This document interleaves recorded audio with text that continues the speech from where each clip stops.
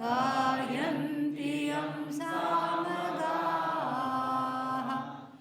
ध्यानावस्थिततद्गतेन मनसा पश्यन्ति यं योगिनः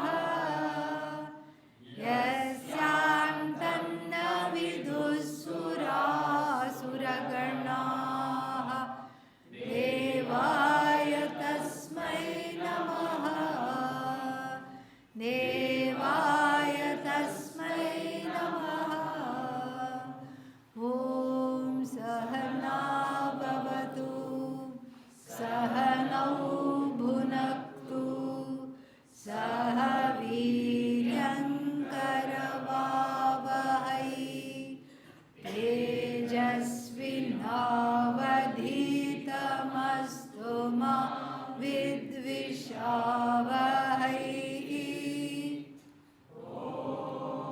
शान्ति शान्ति शान्तिः यतः प्रवृत्तिर्भूतानां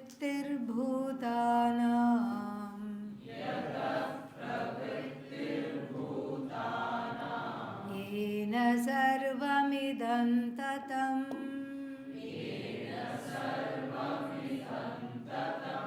स्वकर्मणा तमभ्यर्च्य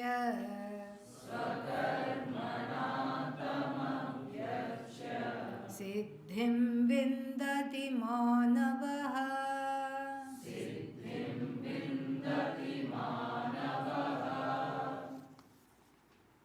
We had a long discussion in the morning about the purport of this verse, and many things were discussed, but to summarize very succinctly and briefly, one thing that was discussed is that an invisible or a not very easily objectifiable manifestation of Ishvara is the law of karma.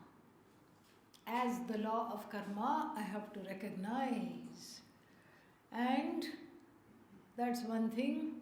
The second thing is, if karma is a law, karma means previous karma, the effects of my other actions in other lifetimes. If that is a law, that means it is not out to get me. Just like the weather outside is not out to get me. Just like the mountains are not out to get me. So similarly, the karma is also dispassionately manifesting in my life, and because of my samsarga means association with Atma Ajnanam, I take it personally and then come to grief. We saw that as well. So what is the antidote now? Atma Jnanam, oh yeah, that's the complete and full antidote. But then Atma Jnanam, what is that? Takes time because of lack of preparedness, lack of so many things. And then I have to have all the accoutrements, shama, dhamma, etc. How can I have like a antidote in the meantime? That's what I need. I need an everyday antidote. I can't say, like for a person who is hungry, you cannot say, don't worry, wait till you get to heaven. There is a lot of food there. That person will send you to heaven, whoever says that. And because they won't have the patience. It's an immediate need. Just like Ashanaya pipase, hunger and thirst are immediate needs. You cannot wait till afterlife. Similarly, the freedom from grief, the moksha from grief is what? Immediate need. You can't say wait till you give up the body, then you will have some, you will go and enjoy in Brahma Loka, Pitra Loka, this Loka, that Loka, all this. It's not going to do anything for me if somebody tells me that. I am afflicted when? Now. And I need the relief when? Now. And that is the spirit, and that is the justification for the entry of Karma Yoga. The concept of Karma Yoga is for instant relief, number one, and then preparation for knowledge, number two. Preparation for that knowledge which is the ultimate antidote to samsara. Karma Yoga is the intermediate antidote to samsara, practicing which my life gets much calmer, much more meaningful, much more light, less burdened by guilt, hurt, what else? Regret, all these things, pain, sorrows.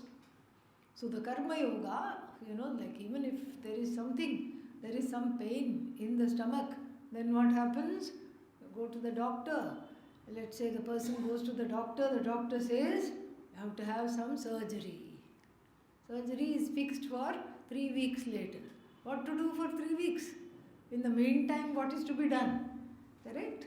We swallow some pills and keep going and get some interim relief before the whatever has to be removed has been removed, whatever needs to be fixed has been fixed. Similarly, the ajnanam needs to be removed, that is in process, that is already in progress thanks to my exposure to Brahma Vidya, my constant commitment to Brahma Vidya.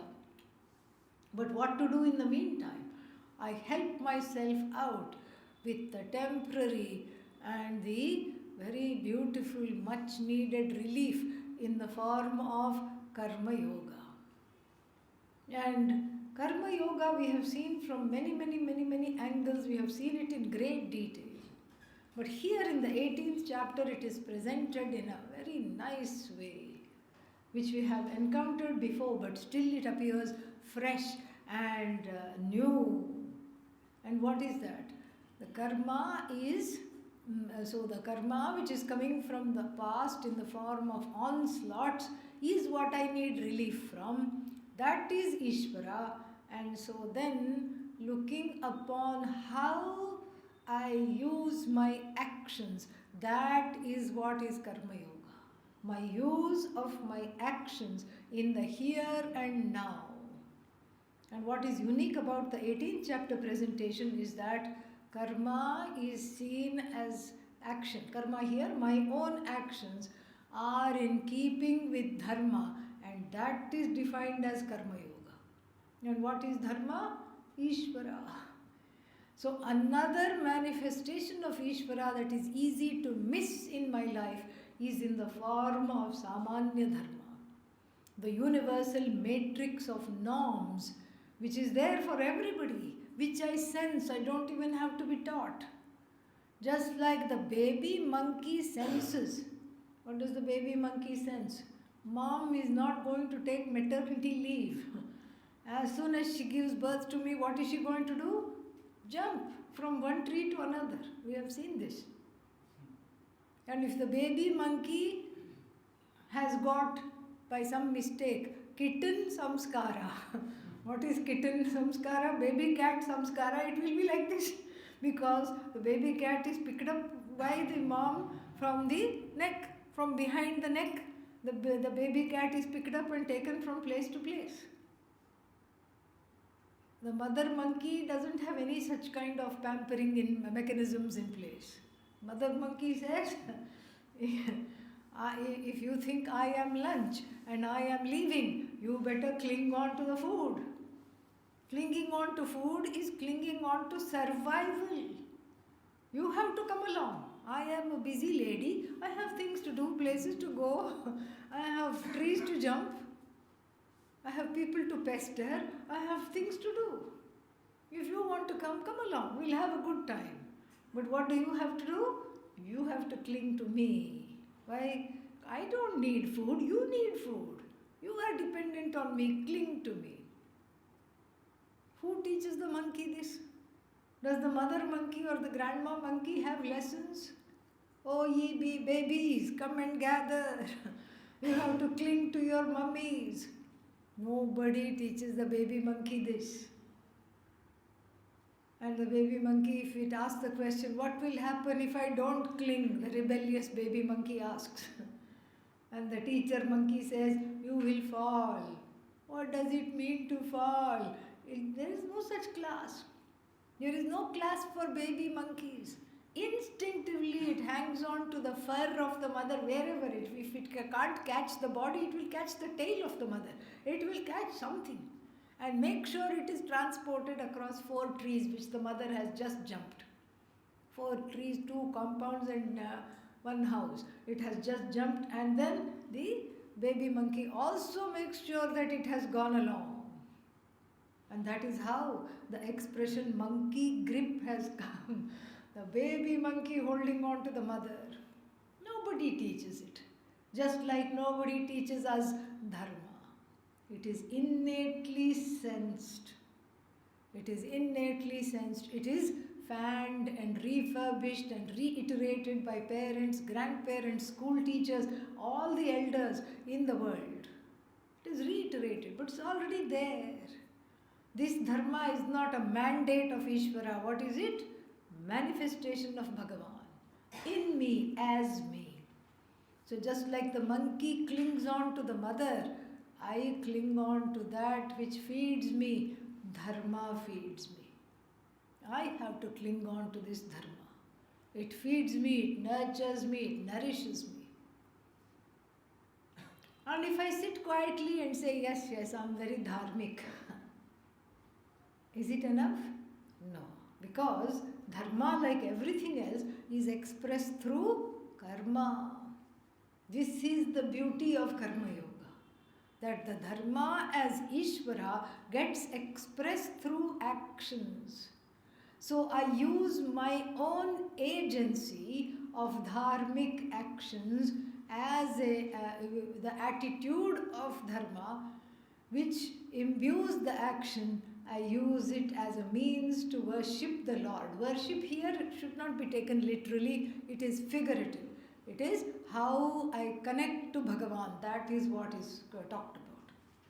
My connection to dharma is the connection to Bhagavan, and the expression of this connection is karma. It is exactly like a puja. So what do we do before puja? We take a bath, generally speaking. You take a bath, and then here again, inner shaucham, inner bath. There are all these nyasas. We touch all the body parts. There is laghu nyasa, and there is before rudram, and there is all these things. You touch and sanctify various body parts. You touch all the puja materials and sanctify them. You touch the water in which the pot, which water is the kalasha.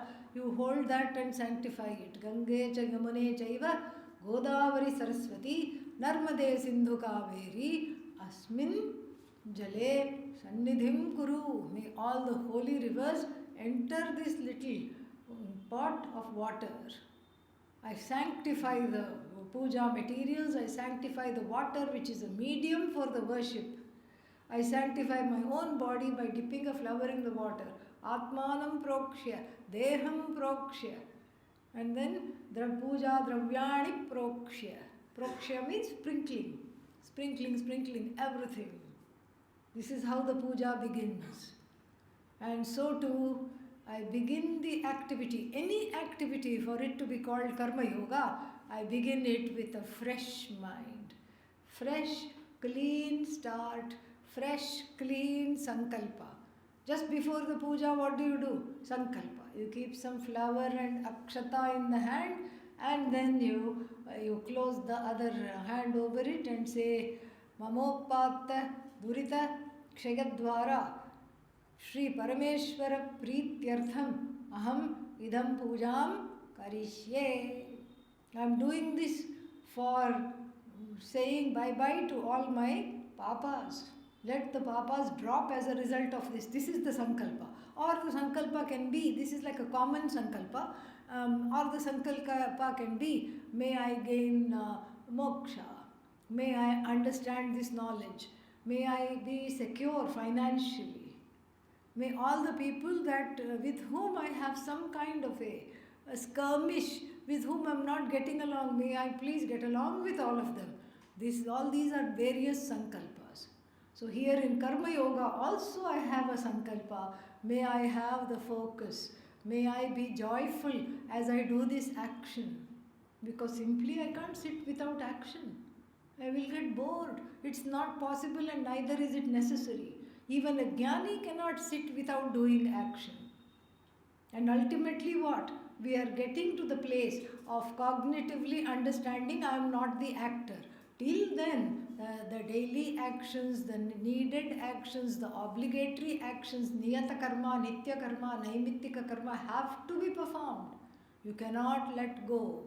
And so therefore, here very important. So all these things have to be done with a clean heart, not a resentful heart. A resentful sankalpa, nah, I know I have to do this and that is not fit for worship. That is not fit for worship.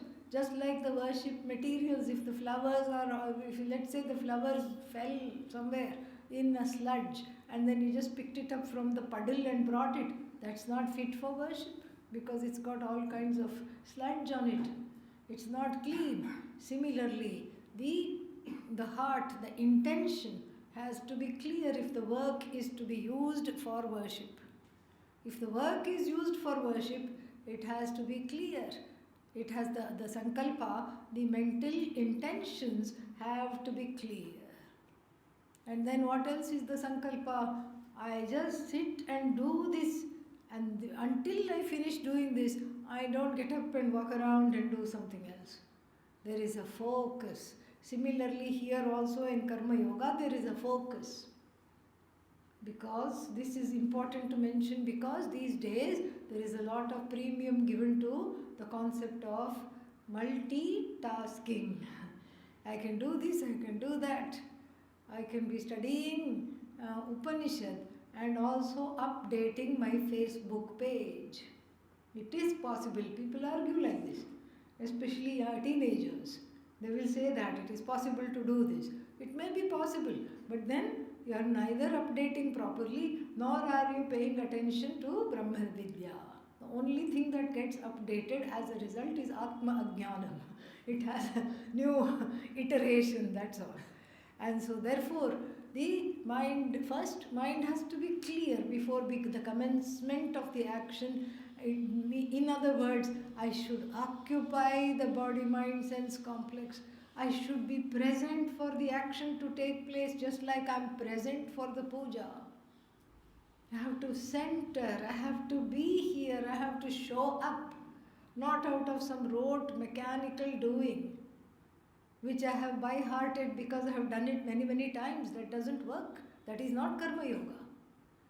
So Shaucham, Sankalpa, focus, Samadhanam, single-minded focus, all this we have discussed.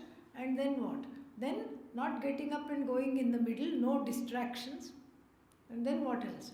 Then when I offer, what is that called? Naivedya. Naivedya means some food items are prepared and done that. In a puja, can I prepare the food items day before yesterday and offer it tomorrow? Yes? No. When should it be made? Just there, that day itself it should be made. If the puja is in the morning, somebody, we don't know who, but somebody gets up at 3:30, takes a bath. We can just thank God it's not us. But somebody gets up at 3:30, some blessed soul makes this in the morning. Even on a cold, wintry morning it is made. And get ready for the 5 o'clock puja, it is all ready. Hot, it is brought. And so that means what? Whatever Naivedya has to be fresh. So the work I do has to be right now, that is there. Yesterday's work if I do today, that is like offering day before yesterday's food to Bhagavan. It doesn't constitute Karma Yoga. It's like doing laundry. The clothes keep tomorrow. The clothes keep getting piled on. All that's left, which is new and fresh, is a hanky to cry into. That's all. All the clothes are piled on there. And what piles on inside is sorrow, resentment, stress, anger. And then I want to do it quickly because I'm busy. Things are there. I have to go places, do things. I'm busy. And so, how can I wash 6 sets of clothes in 5 minutes? Not possible, but somehow I do it. But then, I'm a wreck and a mess as a result. I'm a train wreck because the mood is bad after this activity. Then I wonder, why am I in a bad mood? Do I have to wonder why I'm in a bad mood? Because I was angry at myself, because I was impatient, and because I put myself through too much, washing a lot of things, in this example, in a short time. And so, therefore, and then because I had to do this, I had to miss out some other activity. And then what? I became resentful and despondent. As we saw earlier in this chapter, Vishadi. And then what went with that? Dirghasutri. Dirghasutri means what? Procrastination, which will never get us to our destination. So, this procrastination. Procrastination means it's like offering stale food. The stale work is stale food. So, if I have to do karma yoga, it has to be fresh. It has to be right now, whatever I need to do, I do. And no, but I'm too busy. Then ask myself, why am I so busy? You'll be finding that there will be something you can drop. In fact, something needs to be dropped. Before it is you who drops. Yes, something needs to be dropped. I'm too busy. Listen to ourselves when we talk like this. Everybody talks like this in the modern, contemporary times. I am indeed too busy. If you're too busy, that means what? I'm doing too much. Cut somewhere. No, because I'll miss out. This is another problem. It is called FOMO. What is FOMO? Fear of missing out. It's a FOMO attack. I want to do everything badly so that I experience everything. What kind of a thing? What are we telling ourselves? We are deluding ourselves, we are cheating ourselves. And so, if work has to be a form, an avenue for the worship of Bhagavan, it has to follow these criteria. Otherwise, it is not karma yoga, it is just karma. That's all it is. It is just karma. To make karma into yoga, the work has to be dharmic, it has to be done for the sake of doing, not for the sake of the results. It has to be done dedicating it to Bhagavan, keeping it the Bhagavan in view, and the only Bhagavan that I can access in my heart is dharma. So that's why it has the predominance of dharma there in that. It has to be done in a timely fashion for it to be a source of growth for me. It has to be done in a fashion that is cheerful. A cheerful fashion. Yeah, but I don't feel like smiling. Smile anyway. Oh, but isn't it faking it? Not really. Because that smiling you is your real nature. The frowning you is not the real nature. So if you are faking your real nature, is that faking it? No. It is just living in the truth. That is what it is. So I'm able to do it cheerfully. And then what? Finally, I let go of the results of action, because the results of action which I want are not connected to the action, but connected to how I have done the action. The result already is here in the form of cheerfulness, prasada buddhi, self-growth. Growing out of raga dveshas is instantaneously happens, because in doing this kind of worship, I have to grow out of raga dveshas. Even if I don't grow out of them, I have to suspend them and then do this kind of a puja, work puja. So when I do this work puja, then the raga dveshas, they have no place where they have to go crawl away somewhere. They don't have any place. And if I keep doing this more and more, the raga dveshas go away. They just drop because there is nothing to hang on to. I'm not giving them a hook. I'm not giving them a place to sit. I'm not giving them a throne to sit there and rule over me. I'm not doing that. I'm ignoring them and dropping them, and they get dropped effortlessly. And in this, there is growth. So the karma yoga pays for itself. I don't need any other thing from the karma itself.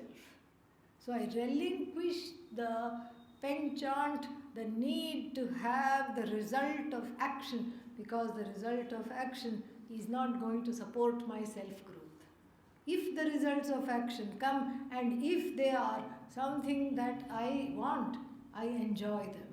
If they are not conducive to me, I take them anyway as prasada buddhi. But what if I cannot accept? We already saw the answer to that. If I cannot accept, what should I do? Accept the non-acceptance. That's all I have to do.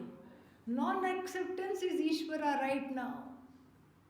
Right now, that non-acceptance is Ishvara. That resistance itself is Ishvara. When I look upon the resistance as Ishvara, the resistance stops resisting. That's exactly what happens, because it's no longer my resistance. I'm not owning it up. And that's how I get the siddhi mentioned here. There is a pun on the word siddhi. One meaning of the word siddhi is what? Antahkarana shuddhi. Antahkarana siddhi. That antahkarana is said to be a fulfilled antahkarana, which is ready to receive this knowledge, which is cheerful. No matter what the outer circumstances, no matter what the inner climate, it is still cheerful. This is antahkarana shuddhi, which is the first meaning of the word siddhi. There is also another meaning. Siddhi means the ultimate success. What is the ultimate success where Vedanta is concerned? Moksha, in the form of Atmajnanam. And so, in this way, that is why, do you see now why this verse is so important? It has the whole essence of the Bhagavad Gita. And it's just right in the middle of the 18th chapter. And is a very, very blessed verse. We have to understand it clearly. And the siddhi is gained through what? My karma, swakarmana. And what is this my karma? Swadharma.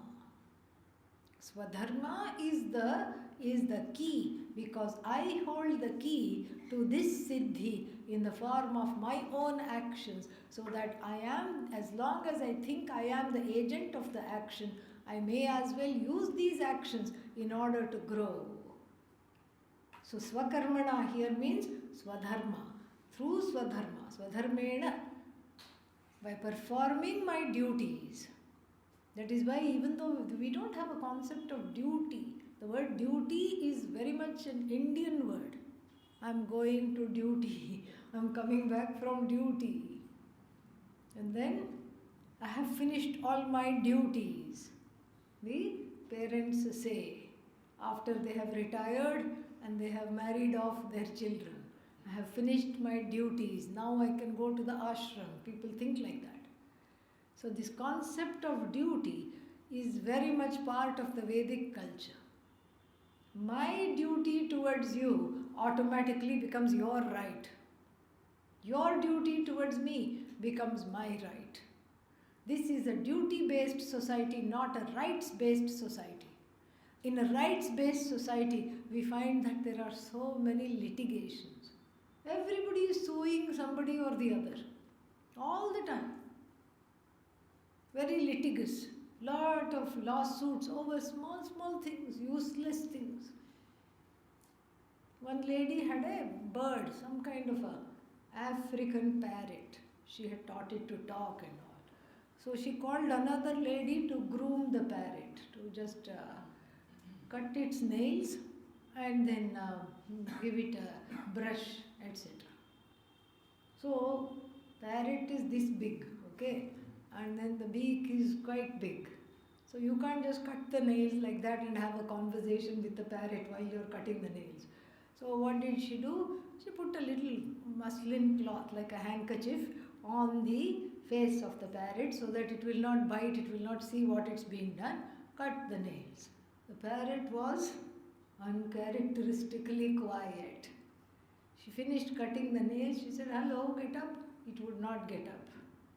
It died. Alas. And then the owner of the parrot was so upset. "You have stifled the parrot. You have suffocated the parrot with this cloth." And the grooming lady says, "Impossible. I have groomed numerous birds and I have nothing like this I have done." And of course, there is a lawsuit.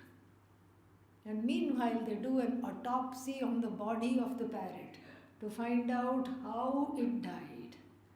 And the results, of course, Krishna being in charge, the results are inconclusive. How it died, nobody knows.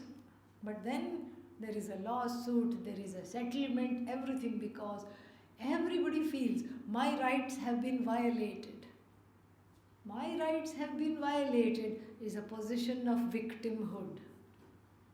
I am doing my duty is a position, a much stronger position where I am an agent of expressing my contribution to the people around me and to society in general. Where would I like to be rather? Do I want to be the victim of not getting my rights met, not getting my needs met all the time? Or do I want to be the agent of my own destiny?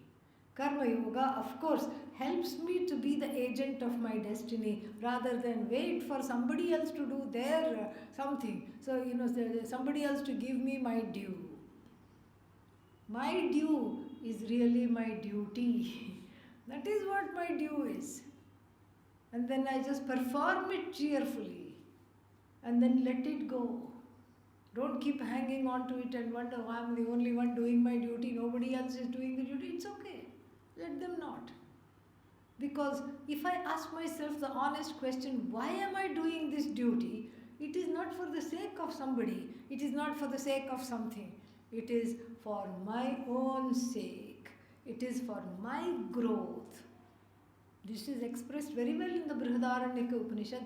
Maitreyi Brahmana, instruction to sage Maitreyi by her husband sage Yajnavalkya. There he gives some startling facts. Nava are patyuhu kamaya patif priyo bhavati atmanastu kamaya patif priyo bhavati nava are jayayai kamaya jaya priya bhavati atmanastu kamaya jaya priya bhavati nava are putrasya kamaya putrah priyo bhavati atmanastu kamaya putrah priyo bhavati. And then he keeps going and then finally he ends Atmanastu kamaya sarvam priyam bhavati. What is all this gobbledygook? Well, this is a very important samvada. He says it in a way she can understand. Anybody can understand. It is not for the sake of the husband that the husband becomes dear. For whose sake is the husband dear? The wife's sake. The wife who is so loyal, so loving, loves the husband not for him, but for herself. And similarly, the husband loves the wife not for herself, but for himself. The children love the parents not for the sake of the parents, but for their own security, their own survival. Similarly, the parents love their children not for the sake of the children, but for their own self. Everything is for oneself alone. And that is what has to be understood here. That this Karma Yoga is for the sake of my growth.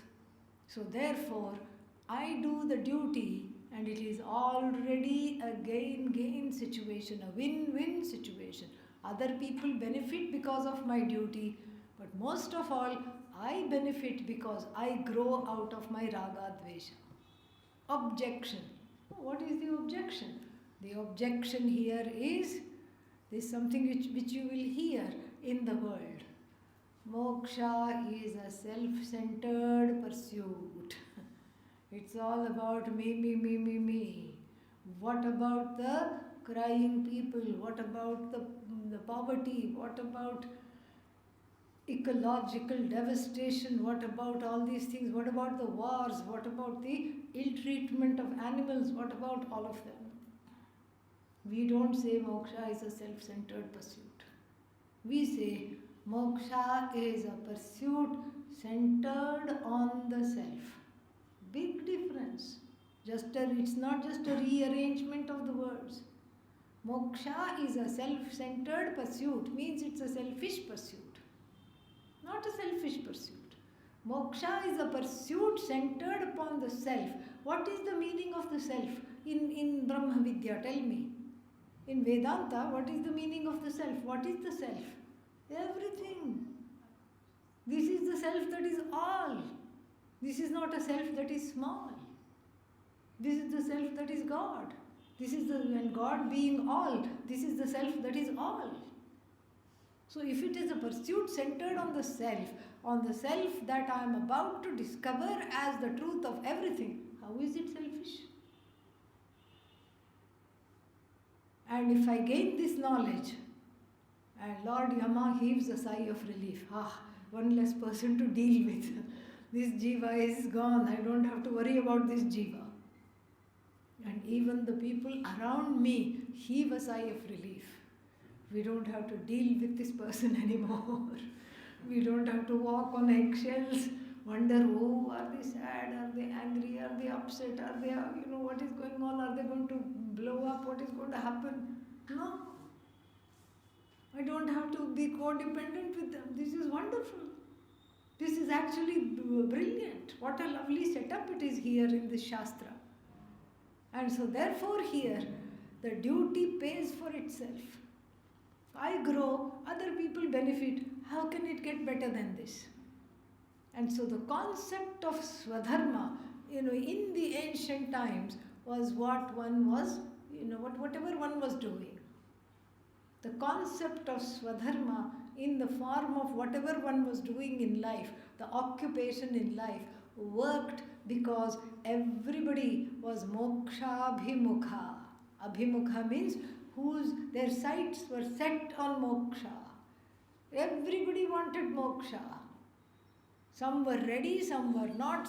Those who were not ready knew they had to get ready. Those who were ready, of course, were ready to drop everything and take to this lifestyle of knowledge. But everybody, as long as everybody is facing moksha, is going towards moksha, this lifestyle of Swadharma works. If what I want is Arthakama, this lifestyle of Swadharma breaks up.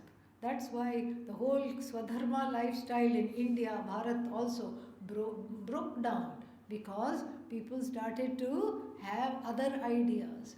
People started to say, what about me? What about my family? What about this? What about I want this? And you want something else. I want that. So the Swadharma means finding contentment in whatever it is that I have to do, because I can't always do as I like. It's the surest way to get ready for moksha. Surest and quickest way to get ready for moksha. So expressed through the Varnashrama Dharma, for example, it is like, what is that? A Brahmana who is doing what? Adhyayana, study, adhyapana, teaching. This is what is called Brahmanasya karma, generally speaking. Teaching, study, puja, this is the karma. Not being around money and all these things. And then what? Then let's say you take this Brahmana and put him in a helmet and then put him in the middle of the war. What will happen? He will quake in the armor. And as soon as he sees one drop of blood, he will faint right then and there. Constitutionally, dispositionally, not ready for this. And this is all illustrated in our epics. In the Mahabharata, Drona, who is a Brahmana, very ambitious, no longer interested in moksha. Look at this archetype of Dronacharya.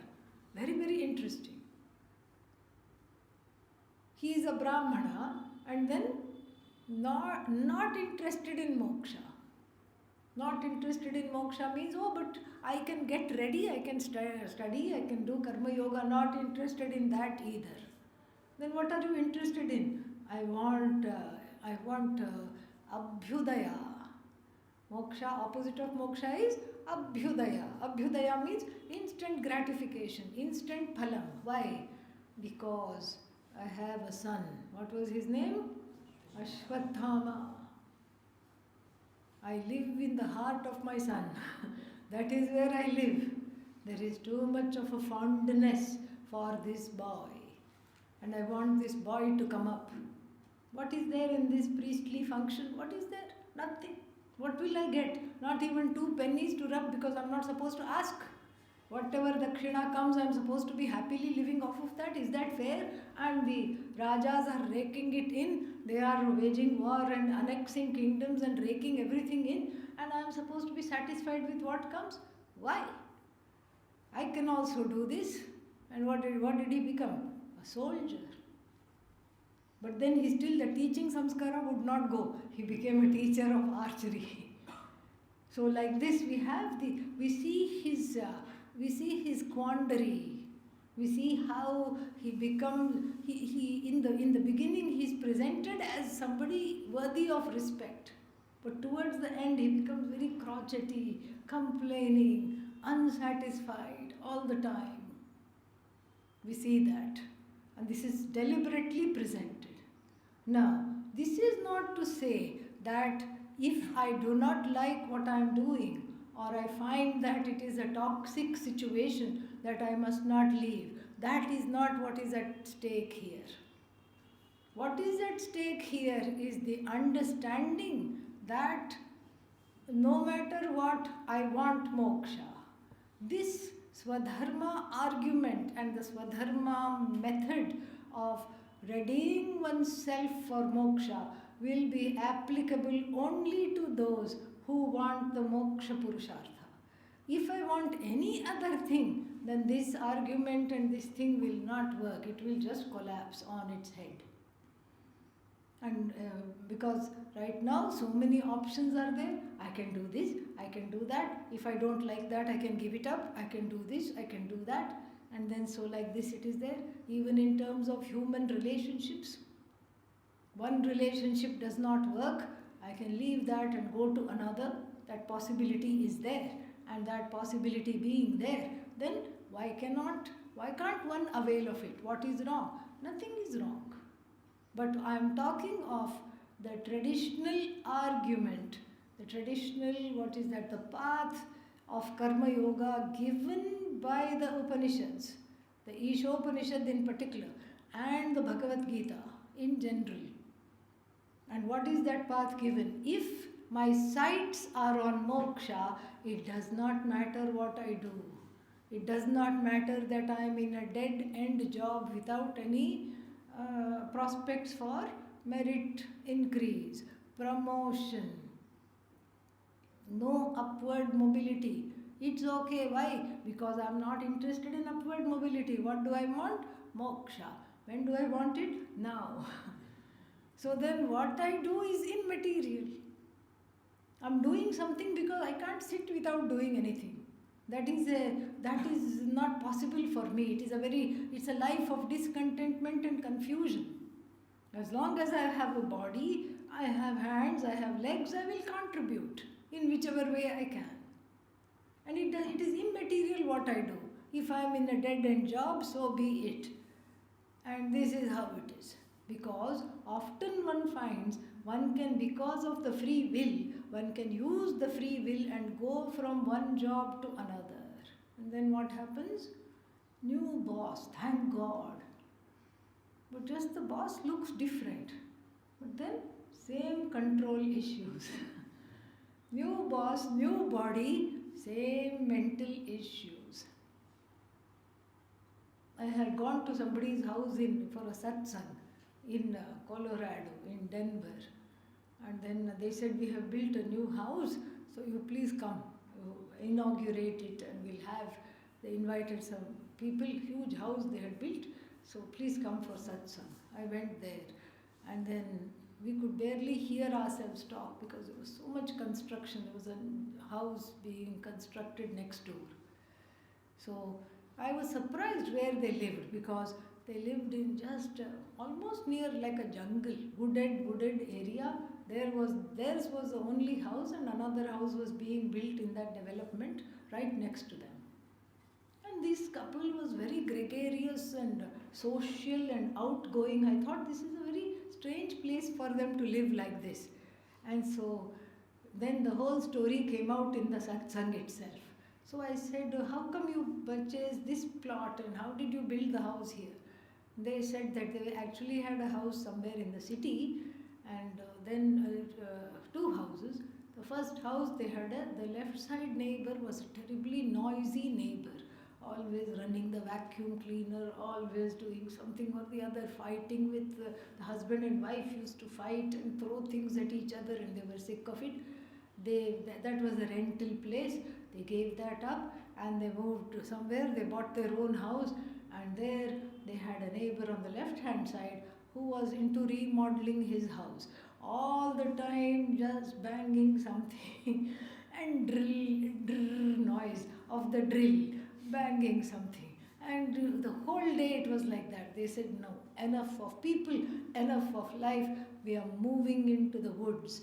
So they found one development where no other plot had been sold, and then they built their house, and they were about to exhale a sigh of relief when the plot right next to them got purchased.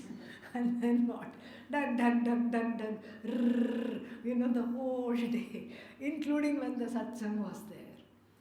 So what do you say to this? There is some kind of a poetic karmic justice here. Some kind of a thing. So they were laughing. They took it in a good spirit. They understood. They said, we have finally learned our lesson.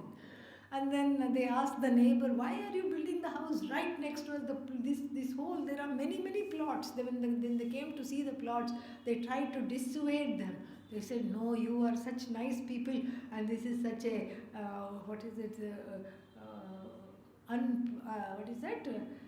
Vigata Janak Pradesha. Without any people this is. And so we want safety, we want friendship, we are coming right next to you. And so this is how it is. You can get out of the situation, but the situation may not get out of you. And this is why Swadharma works. So long as moksha is in my sight, Swadharma will definitely work. And therefore, this becomes what is that? The introduction to the next set of verses till 49. Let us read. Oh, well, that won't help. I'm in the 14th chapter. Okay, here we go.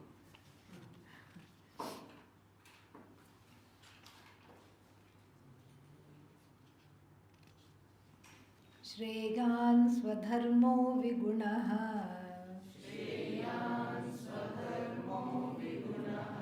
Paradharmat swanushtitat. Svabhavaniyatam karma. Kurvannapnoti kilbisham. Sahajam karma kaunteya. Sadoshamapi natyajet. Sarvarambha hi doshena. Dhumena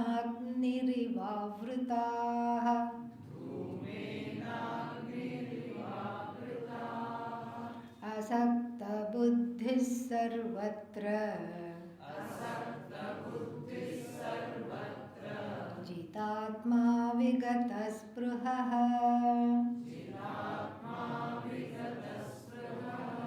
Naishkarmya siddhim paramam. Sannyasena adhigacchati.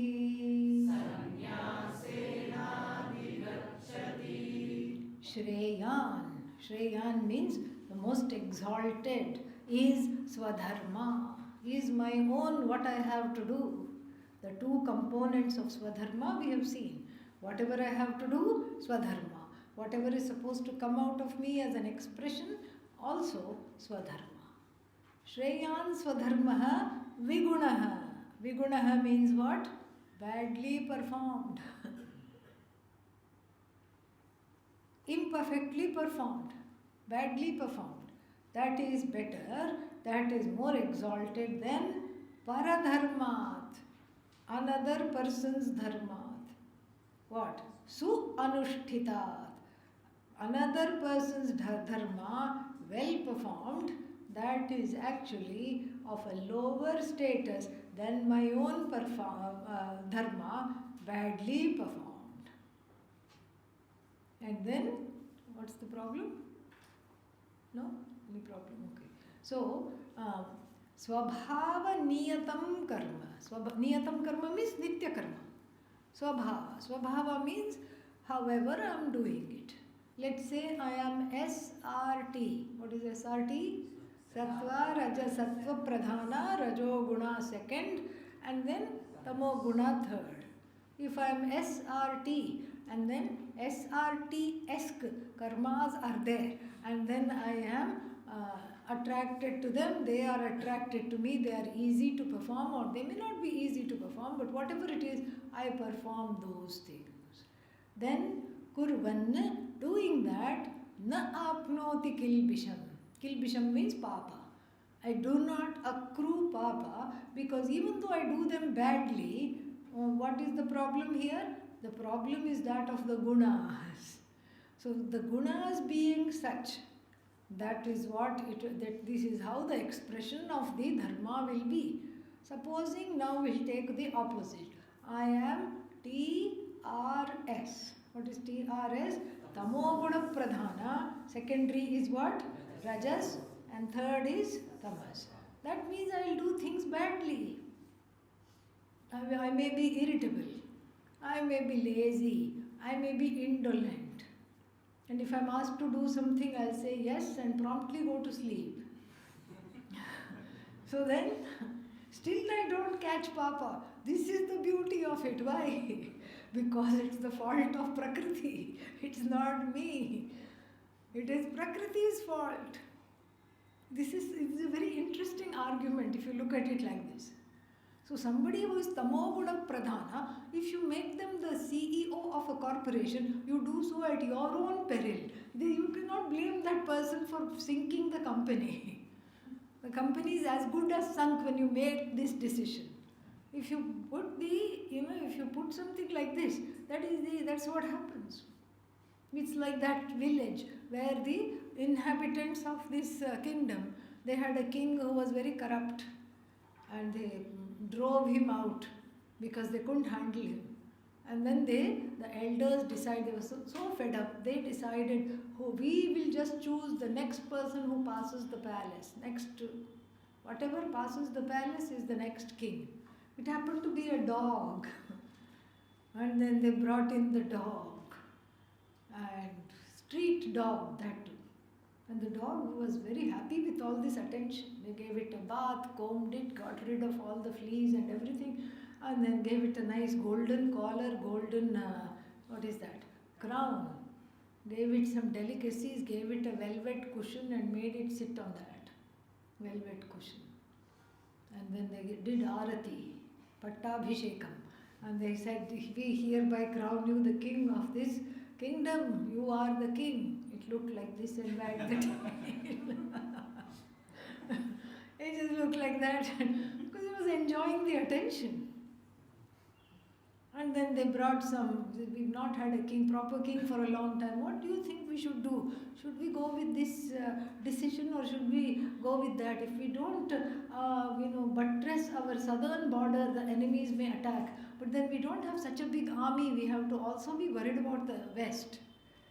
And the dog, as it was looking at them, suddenly saw out of the palace window its girlfriend passing by. And what did it do? Shook off the royal cape, the crown fell to the ground, it bounced bounded out of the palace gates and then rolled in the mud with its friends. This is what can you blame the dog? No. Who do we have to blame here? The not very bright Praja. You cannot blame the Raja. Who do we have to blame? Praja. So similarly here, if I am tamoguna pradhana and I do something badly, it is what? I don't catch Papa. I'm still trying. I'm still doing the best I can. It's not my problem if I fall asleep every 3 minutes, because that seems to be my disposition, guna based disposition. It's a very interesting argument. You shouldn't carry it too far, because then otherwise the person will say, I ate too much because of my gunas. Why were you not in class yesterday? Guna. So this is, can't carry it too far, but conceptually it's a very, very interesting argument, that why one doesn't attract Papa. It's a protection. It's an argument which gives protection, because my own disposition becomes my protection. So therefore, if I stay in my lane, and if I'm supposed to do whatever I do however I do whatever I'm supposed to do, then I'm freed of Papa. Whereas if I jump to the next lane and do the other person's work, then even if it's done well, it may not come out properly. It may have many, many consequences. And what those consequences are, etc., we will see when tomorrow. Om Purnamadah Purnamidam Purnat Purnamudachyate Purnasya Purnamadaya Purnamevavashishyate. Om Shanti Shanti Shanti. Hari Om.